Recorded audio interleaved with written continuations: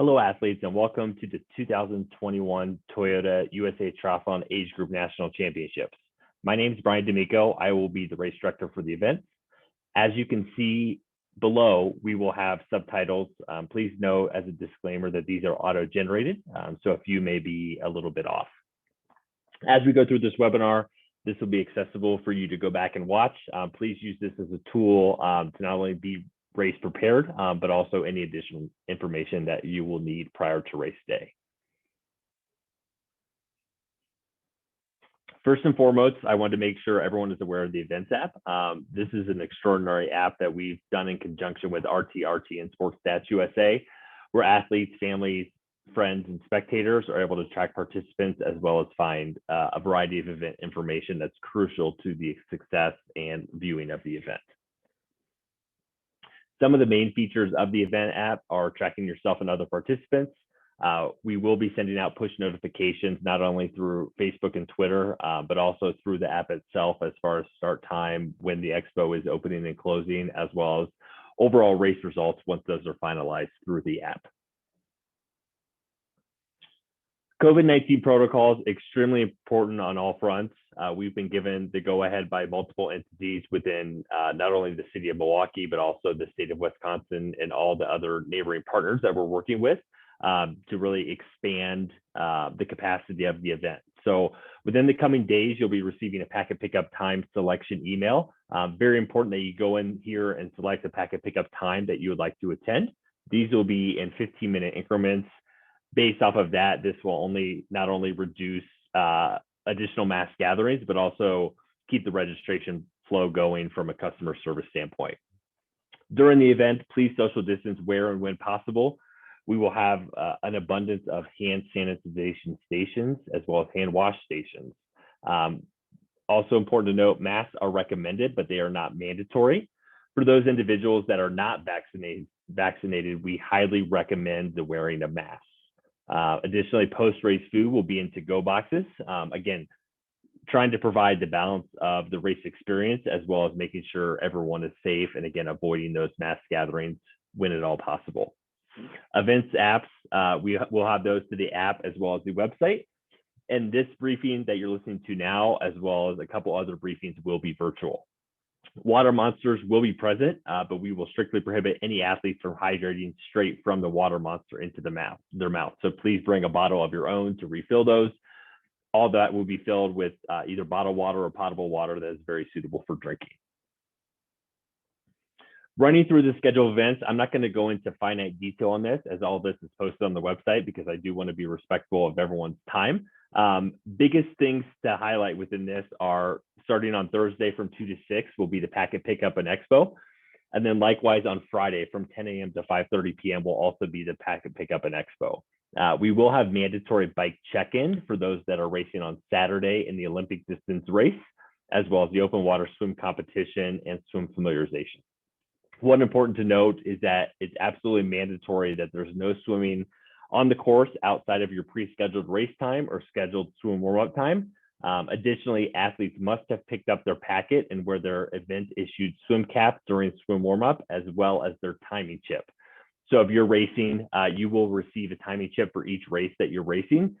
During your swim warm-up times, it is required that you wear that same timing chip. You will not be reissued a timing chip different for your race and swim familiarization. So if you're just racing Olympic distance and you're going to swim familiarization on Friday, you will wear and be responsible for that same exact chip for both Friday's familiarization and Saturday's Olympic distance race. Schedule events starting on Saturday. So I know there's a lot of material and content here. I'm not going to go through each specific wave, but rather just give the top line. So transition will be open from 4:55 a.m. to 6:55 a.m. The expo will open from 7 to 4 with select vendors opening close to transition start time. Waves will be spaced out anywhere from 3 to 4 minutes to 15 to 20 minutes apart. In large part, this is based off of density of course, estimated finish time of athletes, as well as the overall safety on course. So the first wave will go off at 7 o'clock a.m. with the last wave, which is our open female wave, going off at 9:45 a.m. You'll see in the next column, I guess it would be the third column over, those swim cap colors, it is imperative that you wear your issued swim cap, not only during the race, but make sure that you discard that in transition after you've completed a swim, and then also your event issued timing chip to go around your ankle. One important note is, again, all athletes will be issued a timing chip. All athletes 100% must wear that timing chip. If at any reason you decide not to race, you must tell a USAT staff member that you intend not to race. We'll pull your timing chip off and then record that as a DNF or DNS to the timing team. If you pass the swim start map, there's a very comprehensive accountability process that we go through. If you cross the swim start mat and then you decide not to swim and don't enter the water, same exact procedure applies. Please make sure you find someone on staff to let them know that you will not be swimming. The bike checkout will be at approximately 11:45 a.m. on Saturday, and then the course will close in its entirety at 1:05 p.m. Additionally, after you finish the race, we will let athletes into transition to check their bikes out. This is a mandatory process for all athletes to take on. If you are doing both races, and I will get to this in a couple slides, we do offer the opportunity to leave your bikes in transition if you're doing both the Olympic and sprint distance race. On Saturday, we anticipate the roads to reopen at approximately 1:30 p.m. Running from 10 a.m. to 4 p.m. will be late packet pickup for the sprint distance race, with a cutoff time to discuss penalties at 2:00 p.m. There will be a mandatory sprint bike check-in on Saturday from 2:50 to 4:45 p.m. with a swim practice powered by aftershocks for sprint distance only from 3:00 to 4 p.m. Again, it's mandatory that all athletes wear their event issued swim cap as well as event issued timing chip. And then the Olympic distance award ceremony will take place from 5:15 to 6:45 at the Hyatt Regency Ballroom. Sunday is very similar to Saturday. Transition will open from 4:55 a.m. to 6:55 a.m. Now, when it says open, really the day before, as I mentioned in the prior slide, you'll be checking your bike in. You're only bringing in race essentials on race morning, checking tire pressure, making sure everything is teed up and ready to go, with the first wave starting at 7:00 a.m. and then the last wave, the PC Open non-championship wave, to begin at 9:18 a.m. The course will close at 11:35. All bikes out of transition by 12:20, and the sprint distance award ceremony taking place at the Hyatt Regency Ballroom at 1:00 p.m. This is what I had alluded to in the previous slide if you're doing both races. So we have a couple different options for you. I'm not going to go through all this, but the gist of it is if you're racing both races, you'll be assigned a specific race number for each race. So you have one number for the Olympic distance race, one number for the sprint distance race. After racing your Olympic distance race, you have two options. One is to check your bike out of the Olympic distance transition. We will then basically flip transition, renumber transition, and then come back to recheck your bike in with your sprint distance number and location between 2:50 and 4:45 on Saturday. Or the other option that we will be offering is that we will have open racks within transition, which will be secured, where you can come in after the Olympic distance race when we allow you in, rack your bike on those open racks, and then race morning on Sunday morning, come in, change out your bike numbers, and then you must re-rack your bike on your specific numbered location for the sprint distance race. This just further goes into the details. Again, you will have a different race number for each race. So this includes your helmet, your bike, your bib, your wristband, your tattoo, your swim cap. Everything will be different if you're doing multiple races. It's very important from our team's end and from a safety and security standpoint that those numbers are switched and all numbers are unique to each athlete. There are absolutely no duplicate numbers. All racks within transition are numbered, so the only open racking will take place as a holdover between the Olympic distance race and the sprint distance race, but you must re-rack your bike between Saturday and Sunday's race at the appropriate location. Packet pickup procedures. So you must have your photo ID and USAT membership card. This will take place on the Milwaukee Art Museum lawn, the race registration tent. The race venue site is 500 North Harbor Drive. I mentioned the time slot selection email for packet pickup that you should be receiving within the next week or so. We will be offering late packet pickup on Saturday, August 7th for sprint distance only, and this will take place at 10 a.m. until 4 p.m. Additionally, all athletes will receive their timing chip during packet pickup. If you are racing 2 races, you will be receiving 2 packets. Those timing chips will be numbered with your race number and what's raced, so that way there's no confusion as to which timing chip you're wearing for each race. Parking information from Thursday to Sunday. There'll be 11 separate parking garages and lots near the venue for vehicles. The beauty about this venue in Milwaukee is that we're swimming in a protected area within Lake Michigan.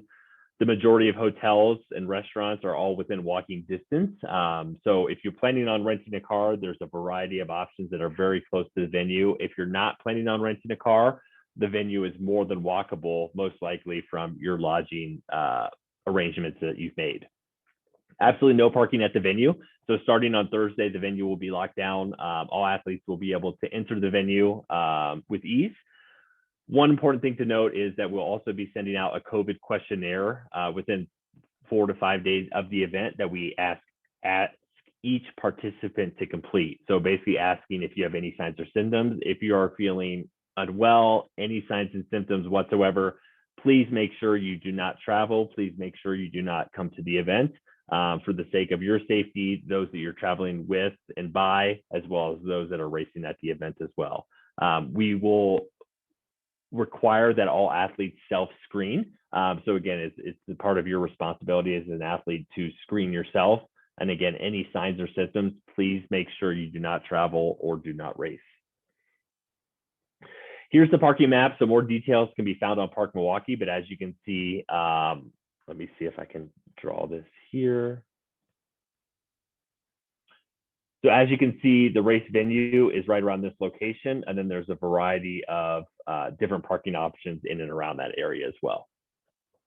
All athletes will be receiving race systems in their packets. So as you can see noted here, you'll be receiving bibs that you'll be required to wear on the run course. So these must be unaltered and very visible on the run course so the officials may properly identify you. Additionally, you'll be receiving some helmet stickers as well as your bike post sticker, which I'll jump to on the next slide. Here's the bike post sticker that I mentioned. So this will go around your seat post. As noted in this picture here, you all also receiving either a bag check sticker or an I'm supporting sticker that can be found in the bottom right. So this is a sticker that feel free to do as you may with this one, but the biggest items as it relates to sticker placement are your seat post sticker, your helmet sticker. All the swim caps will be pre-numbered for you with your race number. And then you will also be receiving timing chips and body marking tattoos. So these are temporary race tattoos that should be put on. If you are having troubles with getting those on or they fall off or you put them on upside down or backwards, we will have additional markers for backup for marking athletes. Okay, jumping into the actual race details as it pertains to courses. So we will have an open water swim competition. This is a pre-registered event. So if you intend to race in this open water swim competition, please make sure you sign up prior to race day. So the date of this event will be Friday, August 6th. So we will have the men starting at 11 o'clock a.m. with the women starting at 11:15 a.m. So the waves will be limited to no more than 200 per gender per wave. You must have picked up your packet for this competition within the packet pickup flow, and you must wear your event assigned swim cap as well as your event assigned timing chip for this race. Detailing this, it'll be an in-water start with the hand on the dock. As you'll see, there's a variety of orange and yellow buoys.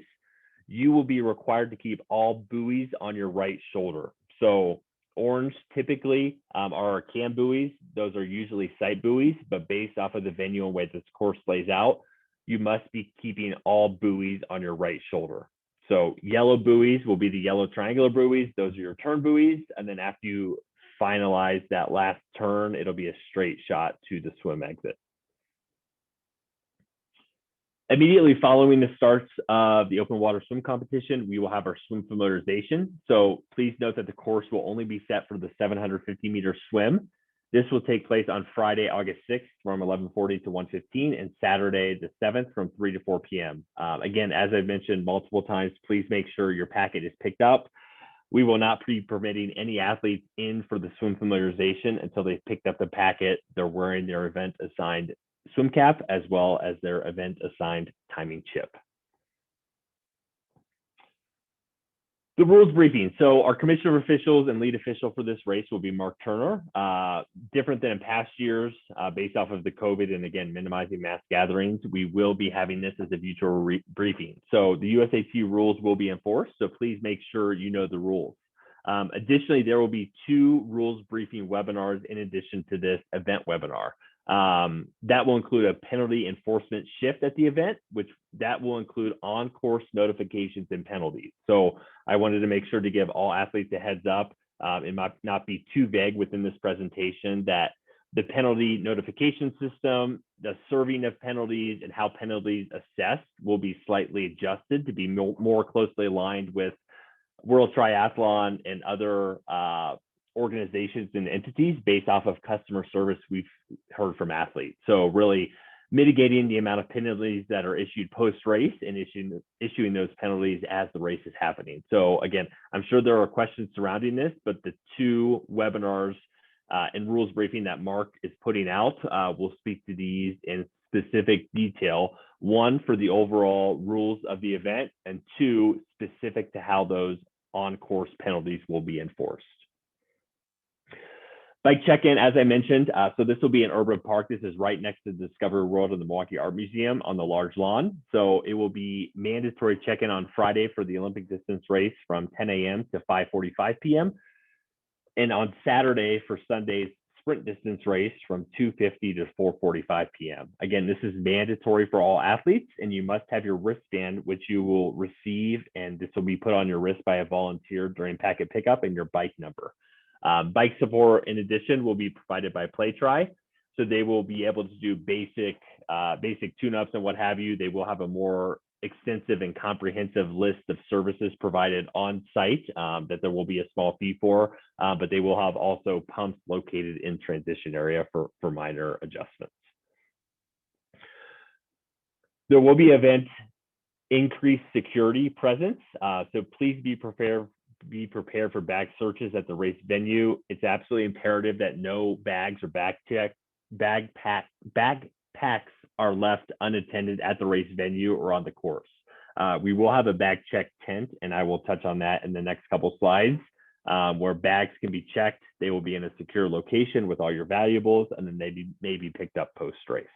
Again, crucial that no bags are left unattended. If any bags are left unattended, this will cause a delay in the race ultimately, and just making sure everyone's safety is of the utmost importance. So as you check in, all athletes will receive a clear plastic bag. So this will be an 18 by 24-inch plastic bag. When you go into transition on race morning, you may bring in whatever you would like to do. Your bike will have been checked in the day prior. Once you have all your race essentials into transition, anything else you will put into that 18 by 24-inch clear plastic bag. That will then be taken to the bag check tent, which is directly adjacent to transition. That will be checked in. That will be secured for the duration of the race. So we will also be offering this service during swim familiarizations and open water swims. Once you've completed the race, head over to the bag check tent. They will verify your identity based off of your race number, based off of your wristband, your tattoos. You'll then receive that clear plastic bag back. So again, you don't need to bring this clear plastic bag into transition. The biggest sticking point is that any items that you bring to the race venue that are not race essential need to go into that clear plastic bag and then checked in the bag check tent prior to racing. On race morning, as I alluded to and touched upon prior, transition will be open from 4:55 to 6:55 a.m. I cannot stress enough, please do not arrive at 6:30 a.m. expecting to get in right away. We will fast track any lines that there are, but the sooner the better, making sure you're not rushed within transition. We will have an on time and prompt 7 a.m. start, clearing transition by that 6:55 time. Again, no bags will be allowed in transition during the race, which is the rationale for the clear bag check tent. Please don't forget your timing chip, and the swim warm-up will be limited to one wave prior to your start time. Okay, detailing the venue. So a couple key areas that I'd like to highlight. Let me turn on my laser pointer here.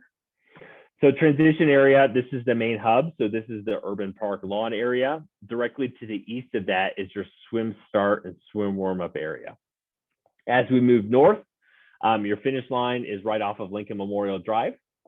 And then the expo area, which will also house packet pickup and what have you, is located to the eastern part of the finish line. For ins and outs, I will walk through this within the transition map. So you'll exit the water. We will have an exit structure built. It's about a 200-meter run to transition where you'll enter transition. Once you get your bike, you'll head out on the bike. The mount line will be clearly marked as notated on this map. You'll head out on the bike. Once you complete the bike, you'll come back in.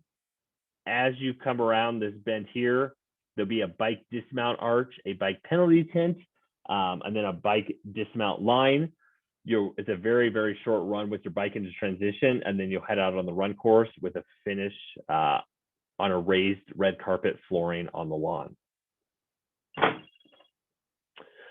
The swim course, Olympic distance course. So it's a one-lap course. We do anticipate this will be a wetsuit legal swim. So it will be an in-water start with a hand on the dock. As I mentioned prior, the yellow triangular buoys are your turn buoys, and the orange round buoys must be on your right shoulder. So you must swim on the outside of these orange buoys. So please review the map for the exact course. We will have plenty of support on water for boats, lifeguards, and kayaks. And please be at the wave start 20 minutes before your wave starts. Again, I can't stress this enough. We'll have plenty of reminders as well, but all buoys must be kept on your right shoulder. Okay, detailing through the Olympic distance swim course. So as you can see at the top of this map here, the swim start will be an in-water start with your hand on the dock. You will be allowed a swim warm-up time. So if you're wave one, you'll be allowed down approximately 10 minutes prior to your race start.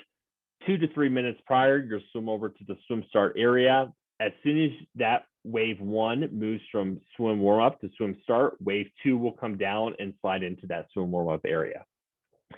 It'll be a gun start. So you'll go through this area here that you'll be swimming under the pedestrian bridge. It's approximately 75 to 80 feet in width. So we'll make sure we funnel athletes down there for that one-way swimming traffic. As you can see, the orange buoys are placed. Those will be kept on the right shoulder.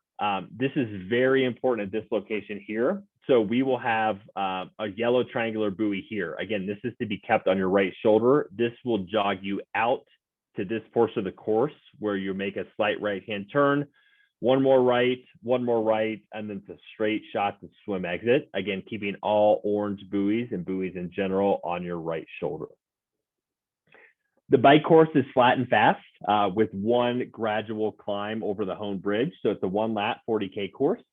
The course is completely closed to traffic, so there will be no instances where athletes will be riding in the same lanes as vehicular cars. We will have USAT officials on course with no bottles exchange. Please make sure you stay to the right of the yellow center line and ride to the right side at all times. And please stay within the coned areas. Absolutely no bikes allowed on the 794 bridge before the event, as you may be ticketed.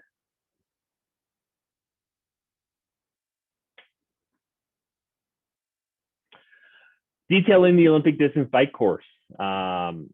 So coming out of the transition area, you will make a right-hand turn onto Lincoln Memorial Drive. You'll travel down Lincoln Memorial Drive where you make a 180-degree turn at the intersection of Lincoln Memorial Drive and Lake Drive. As you travel back down, you'll then enter onto 794. You will then take a left-hand turn on East Howard and then a right on South Lake. So you'll be traveling through the city of St. Francis and the city of Cudahy. You'll go back the exact same way, back over the Hone Bridge for your one-lap 40K bike. As I mentioned, that course is completely closed to vehicular traffic. We will have bike support on course, as well as medical and emergency services on course as well. The run course is a one-lap 10K course, with the majority of this course taking place in Veterans Memorial Park. Lincoln Memorial Drive will be completely closed. So there will be a portion of Lincoln Memorial Drive on one side that is split between bike and run traffic. So as you head out on the bike, you will be on the inside lane and a quarter, with the run traffic on the curb side occupying a half a lane to 3/4 of a lane. We will offer 4 aid stations, with one aid station being passed twice, offering Gatorade endurance formula, water, and science and sport gels, and we will have volunteers and police on course. Detailing the run course. So as you leave transition, you'll travel down the Oak Leaf Trail where you'll pass the first aid station. You'll take a right-hand turn onto this peninsula where you'll pass the second aid station. Please note that both on the bike and run course, you will have timing mats down, not only at the turnaround points, but other points throughout the course. First and foremost, for accountability purposes, to make sure all athletes are completing the entirety of the course, but also from the live tracking app that will update once athletes cross specific timing mats. You'll make the 180 on the peninsula, head back down. You'll take a right-hand turn. This outbound path, where you can see my laser pointer where you're passing this aid station, will be on a paved trail all the way down where you're past Bradford Beach.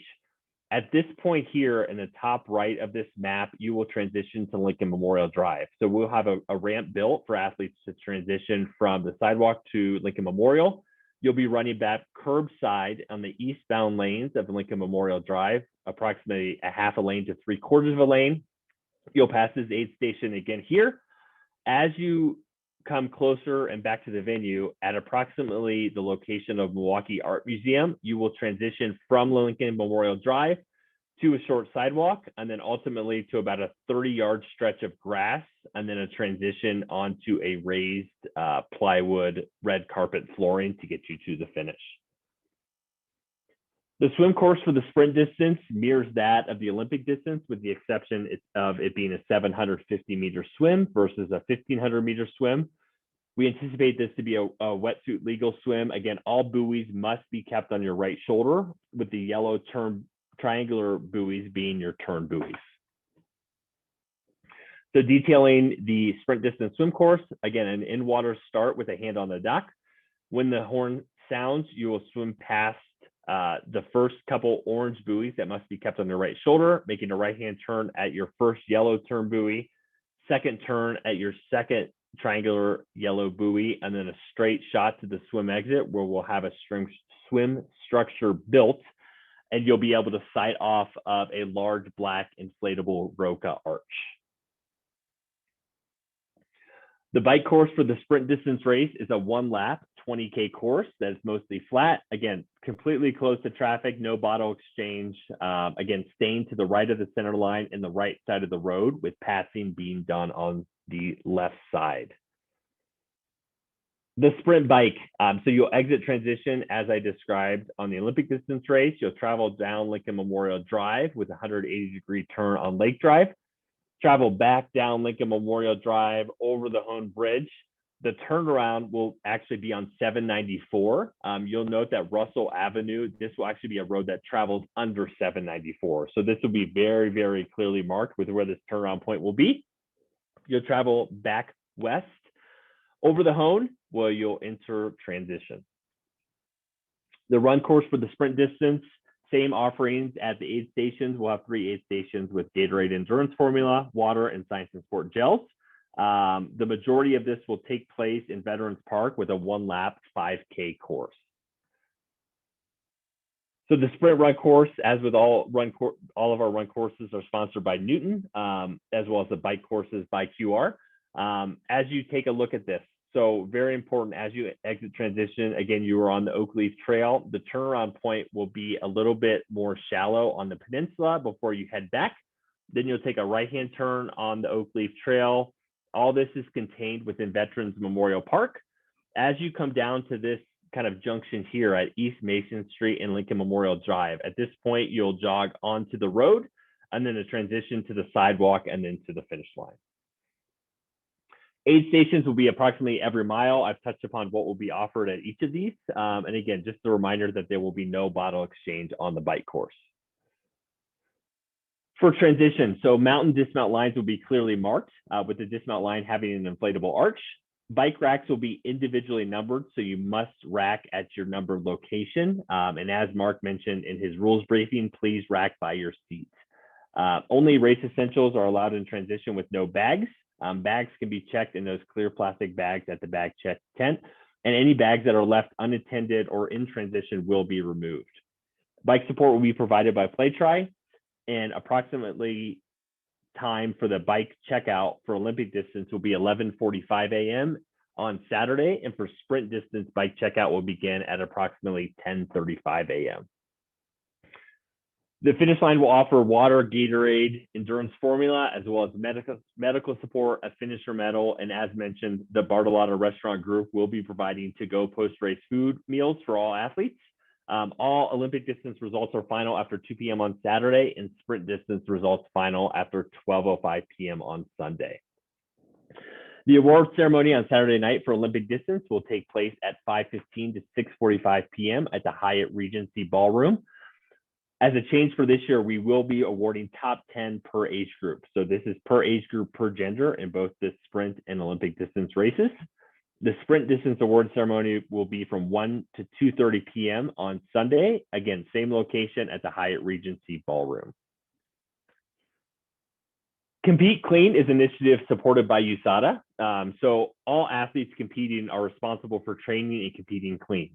So in accordance with USADA regulations, athletes may be drug tested at this event, and should drug testing occur, there are strict protocols that must be followed, and athletes must follow these instructions on the USADA website.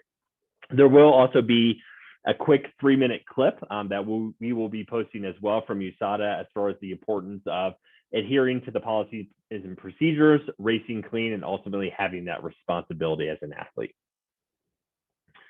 For Team USA, I'm not going to go into too specific of details for this, as all this will be posted on the website, but just kind of running through very quickly. So sprint distance world's qualification will take place at this event. So this will qualify for 2022 sprint championships in Montreal, Canada, as well as the super sprint non-draft world championships in Abu Dhabi in November of 2022, as well as the Olympic distance world's qualification for the Olympic distance race for the standard tri world champs at Abu Dhabi in November of 2022.